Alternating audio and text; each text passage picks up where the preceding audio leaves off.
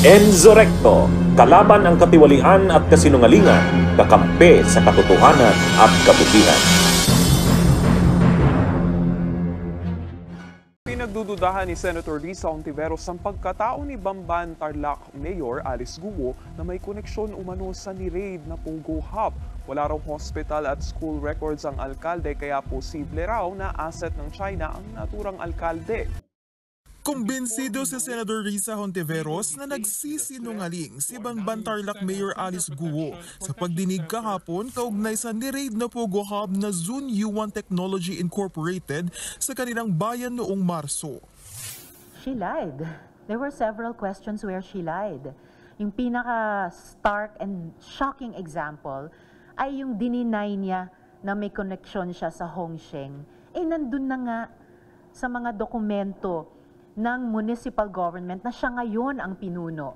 Kung nagsinungaling siya sa isang napaka-obvious na bagay, wow! Dagdag pa ni Hontiveros, kaduda-duda ang pagkatao ng alkalde. Wala raw kasi itong hospital record at dokumento tungkol sa kanyang edukasyon. 17 years old na rin daw si Mayor Guo nang iparehistro ang kanyang birth certificate. Dito raw nakalagay na Pilipino ang tatay ng alkalde.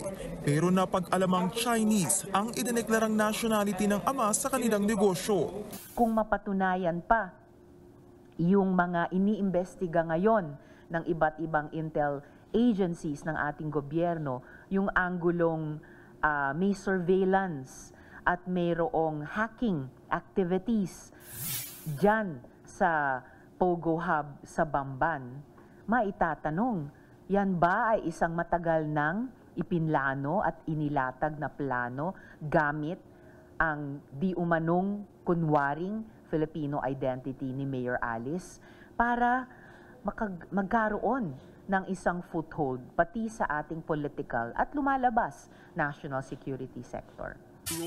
Sa pagdinig kahapon, isiniwalat ni Hontiveros na nagagamit sa surveillance at hacking ng government websites ang ni-raid na Pogo Hub. Pangamba ng senadora, unti-unting nagpaplanta ng mga tao ang China para makapasok sa negosyo at politika ng Pilipinas. Hindi raw kilala sa Bamban si Mayor Guo at bigla na lang lumutang noong 2022 elections. Si Mayor Alice ba at ang mga tulad niyang may mga mahiwagang nakaraan ay mga asset na pinapasok ng China sa ating gobyerno. Ipinaliwanag ni Mayor Guo sa mga senador na half Chinese at half Filipino ang kanyang ama. Aalamin daw niya kung bakit delayed ang pagpaparehistro ng kanyang birth certificate. Itinanggi rin ng alkalde na protektoro siya ng Pogo. Hindi po ako konektado, hindi po ako operator, hindi po ako protector o cutler po ng Pogo. Wala po akong kinalaman sa kanilang operation at sa kahit anong gawain sa loob at labas po ng Pogo. Una na ring sinabi ni Mayor Guo na naibenta na niya ang kanyang shares sa Bauful Land Development Incorporated na may-ari ng lupa ng Pogo Hub. Hiningi ng komite ang Statements of Assets, Liabilities and Net Worth o SALED at Statements of Contributions and Expenditures ng alkalde. Nag-imbita na rin sa susunod na hearing ng ilang residente sa Bamban para mapatunayan ang pagkatao ng kanilang mayor. Kasunod nito, nanawagan si Hontiveros na dapat nang umaksyon ang liderato ng Senado at Executive Department para tuluyang iban ang Pogo. Matagal na raw inirekomenda ng ilang senador ang Pogo ban na nagiging pugad umano ng mga krimen. I'm just waiting na maaksyonan na namin yon in plenary. Kung kailangan pang magpasa ng batas para lang kontrahin talaga with the force of law yung naging polisiya, in effect, ni Duterte noon na buksan talaga ang bansa natin sa Pogos. We should do that now. Ano pang iniintay natin? Kinwestiyon ng ilang senador ang pagkatao ni Bamban Tarlac Mayor Alice Guo na may koneksyon umano sa isang ni-raid na Pogo sa lalawigan. Lumalabas sa investigasyon na walang record of birth sa ospital si Guo at wala ring mga dokumentong nag-aral siya. Kaduda-duda para sa chairperson ng Senate Committee on Women and Children ang pagkatao ni Bamban Mayor Alice Guo. Sa pagdinig kahapon, lumabas na walang hospital record of birth si Guo at ang kanyang certificate of live birth nirehistro noong 17 taong gulang na siya. Base sa birth certificate niya, Pilipino ang tatay niya. Pero sa mga negosyo, declared ang tatay bilang Chinese. Ang alam ko po sa tatay ko po ay half Chinese, half Filipino po. Bakit po na-delay yung pag-register ng birth nyo? Your Honor, i-check ko po, tapos balikan ko po kayo. Bakit at 17 pa lamang ni-register yung birth ninyo? At saan pala po kayo ipinanganak? Sa ospital ba? Sa bahay ba? Sa lying-in clinic ba? Your Honor, ang sinabi po sa akin sa bahay po. Sa bahay. Saan po yung bahay ninyo nung ipinanganak kayo? Hindi ko na po... Wala ring dokumentong nag-aral si Guo dahil homeschooled umano siya. Tanong ni Hontiveros, Chinese national ba si Guo?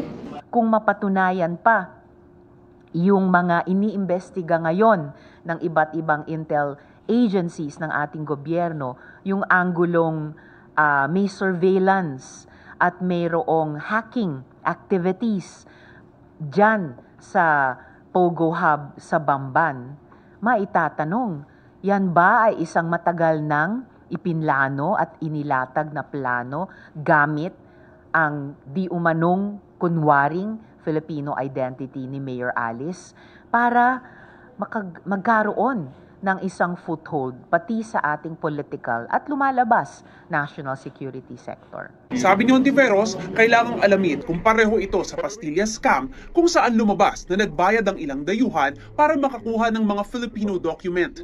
Hinihingi na ng komite ang Statement of Assets and Liabilities at Statement of Contributions and Expenditures ni Guo para malaman kung saan galing ang kanyang 2022 campaign funds. Tinulungan din po ako ng mga kaibigan, tinulungan din po ako ng previous administration din po.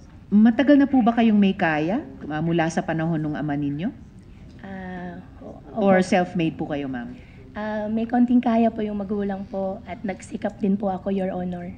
Ayon kay Guo, may mga nakilala rin siyang Chinese national dahil sa negosyong babuyan at hindi dahil sa Pogo. Meron po sila mga restaurants po sa loob na po ng Clark.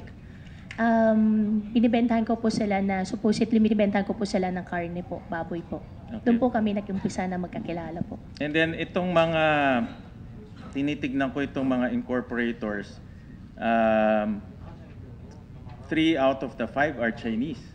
Opo. Marunong ba sila mag-Tagalog? Konti po. Marunong ka mag-Chinese?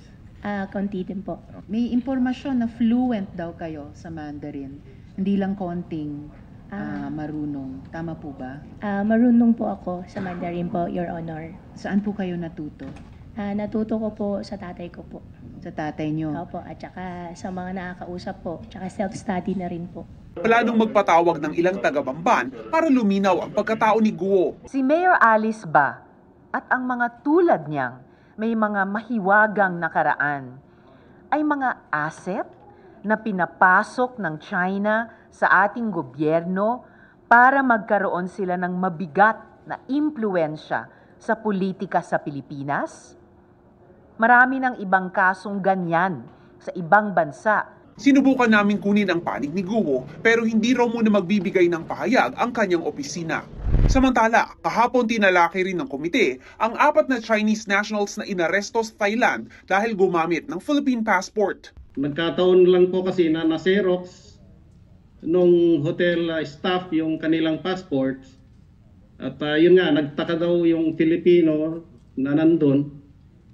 So kinausap niya ng Filipino which is hindi naman makasagot ng Filipino.